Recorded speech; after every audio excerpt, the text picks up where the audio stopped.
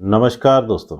ज्ञान होना एक बहुत अच्छी बात है, लेकिन अगर ज्ञान अधूरा हो तो ये बहुत खतरनाक भी हो सकता है। और खासकर अगर हमारा अधूरा ज्ञान धर्म के विषय में है तो ये बहुत ही ज़्यादा खतरनाक हो सकता है। धर्म के विषय में हमारा जो अधूरा ज्ञान है वो दूसरे धर्मों के प्रति हमारी नफरत, हमारे द्वेष का कारण बनता है। इसी बात को मुख्य रखते हुए आज की जो हमारी कहानी है, कथा है, वो है पंडित कृपाराम दत्त जी के बारे में। पंडित कृपाराम दत्त क्या शख्सियत हैं, उनका जीवन क्या है और वो इतने महत्वपूर्ण क्यों हैं, इस विषय में हम आज आपको जानकारी देंगे। औरंगजेब के शासनकाल में जब ये नौबत आ गई कि औरंगजेब ने हिंदुओं को इस्लाम कबूल कराना शुरू कर दिया और कहते हैं कि 1.25 मन जनेऊ रोज वो उतारता हिंदुओं के और उन लोगों को इस्लाम कबूल करवाता। अब 1.25 मन जनेऊ किसी ने तौले तो नहीं होंगे, लेकिन इसका भाव ये माना जा सकता है कि बहुत सारे हिंदुओं को वो प्रतिदिन इस्लाम कबूल करवाता था। इस स्थिति को गंभीरता से लेते हुए कश्मीर के ब्राह्मण समाज ने एक मीटिंग की। इस मीटिंग के मुखिया थे पंडित कृपाराम दत्त।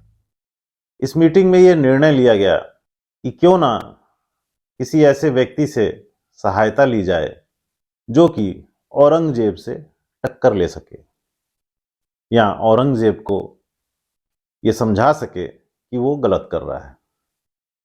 तो एक जत्था इन पंडितों का बना और उस जत्थे की अगुवाई की पंडित कृपाराम दत्त ने, और ये जत्था पहुंचा कश्मीर से अनंतपुर साहिब गुरु तेग बहादुर जी के पास। गुरु तेग बहादुर जी अनंतपुर साहिब में रहते थे और सिखों के 9वें गुरु हैं।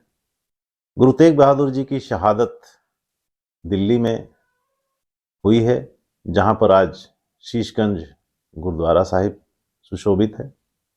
ये जत्था गुरु तेग बहादुर साहब जी के पास ये सोच के पहुंचा कि चूंकि राजा जितने भी हैं, हिंदू राजा भी हमारी कोई मदद नहीं कर सकते, ना करेंगे, क्योंकि उन्हें अपनी सत्ता से प्यार है। और गुरु तेग बहादुर से उन्हें मदद की उम्मीद इसलिए थी क्योंकि गुरु तेग बहादुर कोई राजनैतिक या कहा जाए कि कहीं के राजा नहीं थे, बल्कि एक धर्म पुरुष थे। सिख धर्म के मुखिया थे, उस समय के 9वें गुरु थे सिखों के। और सिक्खी का जो सिद्धांत है, अन्याय के खिलाफ डटकर खड़े रहना, उस सिद्धांत के पैरोकार गुरु तेग बहादुर साहब थे। तो कश्मीरी पंडितों का ये जत्था गुरु तेग बहादुर साहब के पास पहुंचा और इन्होंने अर्ज की, महाराज, बड़ी ही गंभीर स्थिति है। जिस हिसाब से औरंगजेब हिंदुओं को मुसलमान बना रहा है, जिस तेजी से वो ये काम कर रहा है, हमें भय है कि जल्दी ही हिंदू धर्म इस देश से खत्म हो जाएगा। इसको रोकने के लिए आप कुछ उपाय करें। गुरु तेग बहादुर साहब ने इस जत्थे से ही सवाल पूछा, इस जुल्म को रोकने के लिए क्या किया जा सकता है, आप बताएं, या मैं आपके लिए क्या कर सकता हूं, ये आप बताएं। तो पंडित कृपाराम दत्त जी ने गुरु साहिब से ये कहा कि महाराज, औरंगजेब के सामने इस बात को रखने के लिए कि वो ये गलत काम कर रहा है, हिंदुओं का जो धर्मांतरण करा रहा है इस्लाम में, ये गलत है।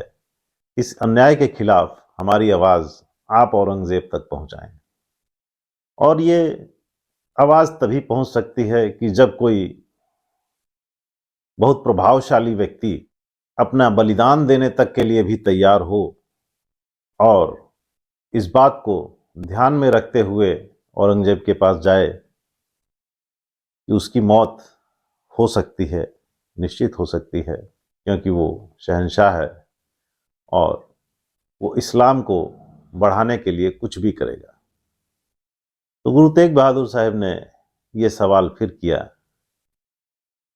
कि ऐसा महापुरुष कौन हो सकता है, आप ये बताएं। गोविंद राय जी, गुरु तेग बहादुर साहब के बेटे, जो कि भविष्य में गुरु गोविंद सिंह के नाम से जाने गए और सिखों के 10वें गुरु हुए, वो वहां थे और उन्होंने सहज ही इस बात को कहा कि पिताजी, आपसे ज़्यादा प्रभावशाली या आपसे ज़्यादा बलिदानी कौन हो सकता है। गुरु तेग बहादुर साहब मुस्कुराए और पंडितों के उस जत्थे को आश्वस्त किया कि हम दिल्ली जाएंगे और औरंगजेब से इस विषय पे बात करेंगे। और वहां जाने के लिए जब गुरु तेग बहादुर साहब तैयार हुए तो उनके साथ उनके कुछ सिख भी तैयार हुए, जिनमें भाई मतीदास, भाई सतीदास, भाई दयाला जी, ये भी साथ गए। और पंडित कृपाराम ने भी कहा कि वो भी गुरुजी के साथ जाएंगे, लेकिन गुरुजी ने उन्हें मना किया। गुरु तेग बहादुर जी ने पंडित कृपाराम को कहा कि आप हमारे साथ दिल्ली नहीं जाएंगे और ना ही आप वापस कश्मीर जाएंगे। आपको मैं एक बड़ी जिम्मेदारी दे के जा रहा हूं। आप बालक गोविंद राय को यहां रहकर शिक्षा दें। पंडित कृपाराम जी संस्कृत, फारसी और अरबी भाषा के बहुत बड़े विद्वान थे और शिक्षक भी थे। तो ये जिम्मेदारी, गुरु गोविंद राय जी को शिक्षा देने की जिम्मेदारी पंडित कृपाराम जी को गुरु तेग बहादुर साहब ने दी और पंडित जी ने इस जिम्मेदारी को स्वीकार किया और गुरु तेग बहादुर जी दिल्ली के लिए रवाना हो गए। गुरु तेग बहादुर जी का वहाँ शीश काटकर शहीद किया गया और भी जो साथ में सिंह गए थे उनकी भी शहादत हुई। ये एक अलग कथा है, हम उसको आज टच नहीं करेंगे। हम पंडित कृपाराम जी तक ही सीमित हैं आज। इधर अनंतपुर साहिब में पंडित कृपाराम जी ने गुरु गोविंद राय जी को संस्कृत, फारसी, अरबी, इन भाषाओं का ज्ञान बखूबी दिया और जब 1699 बैसाखी के दिन जब अमृत संचार हुआ, खालसा पंथ की सृजना हुई, जिस दिन खालसा सजाया गया, 5 ककार धारण कराकर, अमृत पान कराकर, 1699 की वो वैसाखी का दिन, पंडित कृपाराम जी भी हाथ जोड़कर खड़े हुए और उन्होंने विनती की कि महाराज, मैं भी अमृत पान करना चाहता हूं। गोविंद राय जी ने वहां ये कहा कि आप हमारे गुरु हैं, आपके लिए अमृत पान करना क्या जरूरी है। पंडित कृपाराम जी ने हाथ जोड़कर कहा, महाराज, मैं आपका गुरु हूं, लेकिन व्यवहारिक और सांसारिक विषयों का गुरु हूं। जो मैं सांसारिक चीजें, जो व्यवहारिक चीजें जानता था, वो सब मैंने आपको सिखाई, लेकिन जो आध्यात्मिक बातें हैं वो आप मुझे सिखाएंगे, वो आपसे मैं लेना चाहता हूं और इसलिए अमृत पान कराकर मुझे अपना शिष्य बनाए। देखिए, हम सुनते हैं ना, वाह वाह गोविंद सिंह आपे गुरचेला। गुरु गोविंद सिंह कहीं गुरु हैं तो कहीं चेला भी बन जाते हैं। अमृत पान कराकर वो गुरु बनते हैं और अपने सिखों से ही अमृत पान करके वो उनके चेला भी बनते हैं। पंडित कृपाराम जी ने अमृत छका और बन गए कृपा सिंह।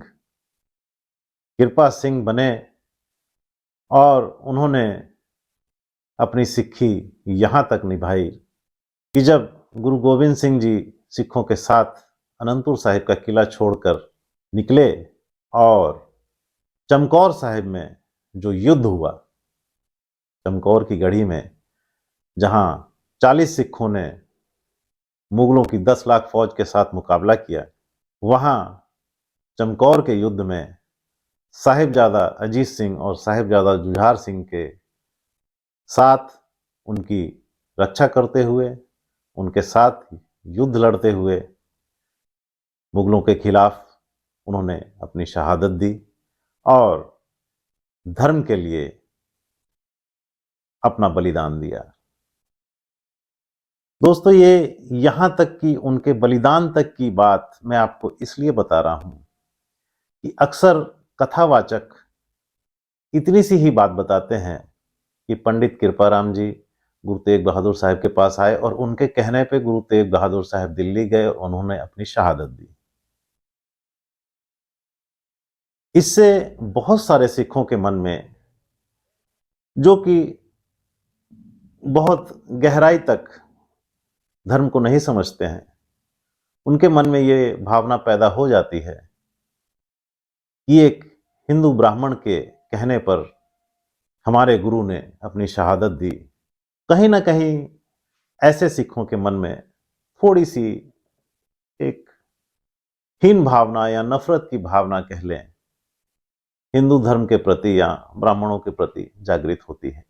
तो ऐसा ना हो, इसलिए पंडित कृपाराम जी की पूरी कहानी, पूरी जीवन गाथा मैंने आपके साथ आज शेयर की। उन्होंने जो विनती गुरु तेग बहादुर साहब से हिंदू धर्म की रक्षा के लिए की, गुरु जी ने उनकी विनती स्वीकार करते हुए हिंदू धर्म की रक्षा के लिए अपना बलिदान दिया। लेकिन गुरु तेग बहादुर जी के कहने पर पंडित कृपाराम ने अपना जीवन गुरुघर के लिए चमकौर की गढ़ी में युद्ध लड़ते हुए कृपा सिंह जी शहीद हुए और अपने आप को इतिहास में अमर कर गए। ये थी आज की कहानी। आपको ये कहानी कैसी लगी कमेंट सेक्शन में ज़रूर बताइएगा, और अच्छी लगे तो इस कहानी को लाइक भी करें, शेयर भी करें, क्योंकि अच्छी चीज़ों को शेयर करना बहुत ज़रूरी है। अच्छी चीज़ों को, अच्छे ज्ञान को लोगों के साथ बांटना चाहिए। ये भी एक सेवा है, तो इस सेवा को निभाएं और वीडियो को शेयर करें। धन्यवाद।